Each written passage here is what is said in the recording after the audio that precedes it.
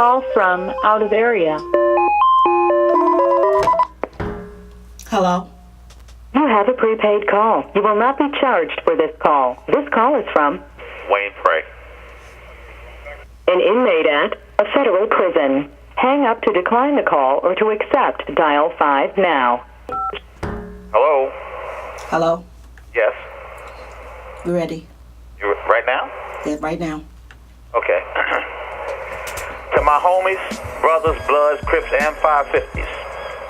I remember reading somewhere once that those that do not learn the lessons of history are destined to repeat them. I am giving this speech in an effort to help you avoid repeating some mistakes that may be too costly. To that end, I am giving this speech of sharing this open letter to share with you an insight that many claim may only be truly learned or understood or appreciated from behind the restraints of a prison wall. It is my near prayer that you might learn this costly lesson without having to bump your collective heads. For some reason, some lessons, my brother, are far too costly to learn from experience. Some lessons are so costly that they will not allow you a second chance at bat. It is these type lessons that I pray that this open letter, this speech, may help you to avoid. On November the 1st, 1987, the United States federal government, through an act of Congress, instituted a new sentencing program that would come to be known as the New Sentencing Guidelines. Simultaneous to the new sentencing guidelines, the United States Sentencing Commission decided to change the ratio of powder cocaine to crack cocaine to 100 to 1. What this meant in practical terms was that a person arrested for possession with the intent to distribute 1 gram of crack cocaine would be sentenced as if he had possessed 100 grams of powdered cocaine. By now, most of you are familiar with this change and no doubt familiar with the direct consequences it would entail for those still sentenced under its law.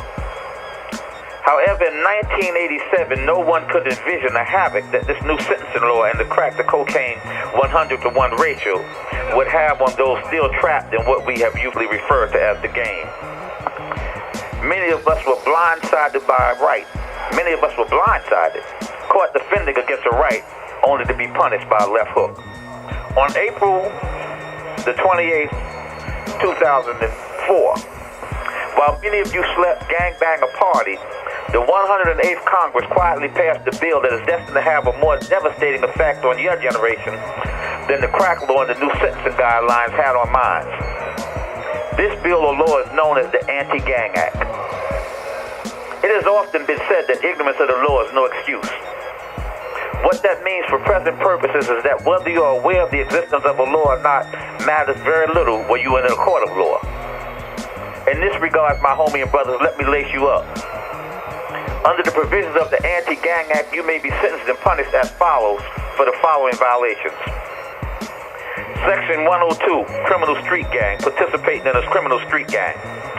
It shall be unlawful for any person to do any act with the intent to affect the criminal activities of a street gang, to commit or attempt to commit or aid and abet commission or to conspire to commit a predicate gang crime, in furtherance of or in aid of the activities of a street gang, for direct or indirect benefit of a criminal street gang or in association with the street gang, for the purposes of gaining interest to or maintaining or increasing position in the criminal street gang while knowingly being a member of a participating street gang. Under the penalties of the aforementioned Anti-Gang Act. This call is from a federal prison. Under the penalties of the aforementioned Crime Act provides as follows.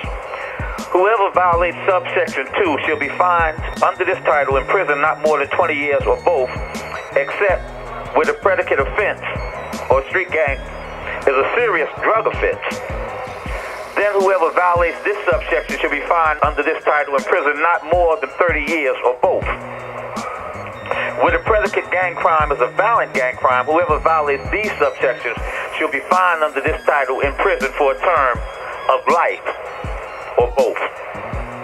As you sit now listening to this speech or letter in the comfort of your home, car, or across a restaurant's tables, the penalty is outlined above. Some carrying life sentences are no more than mere words on paper.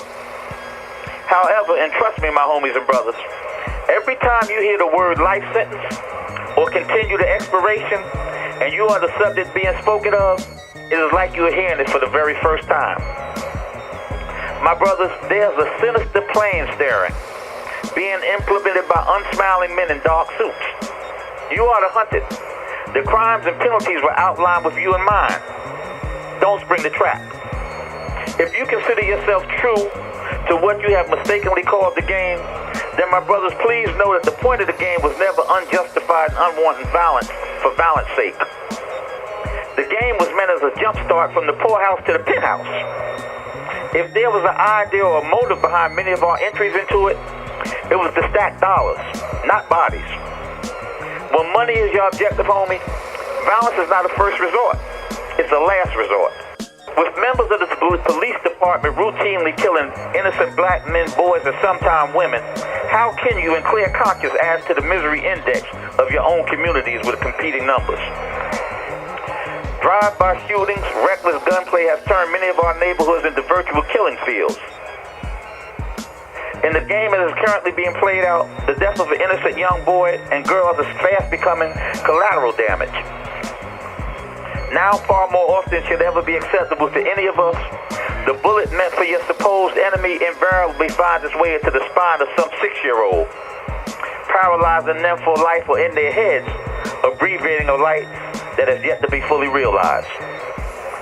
My blood brothers, if brotherly love overrides oppression and destruction, then you cannot, in fairness to the code you claim to live by, be part of the problem. You must become a vanguard for the solution. Your own code demands nothing less.